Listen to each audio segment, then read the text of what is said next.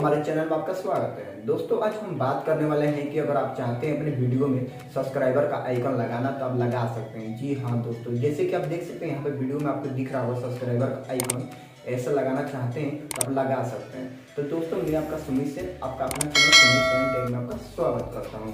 तो चलिए दोस्तों वीडियो शुरू करते हैं। दोस्तों अगर ये वीडियो अच्छा लगेगा तो प्लीज लाइक कर दीजिएगा, चैनल में है तो सब्सक्राइब कर लीजिएगा ऐसे ऐसे वीडियो देखने के लिए।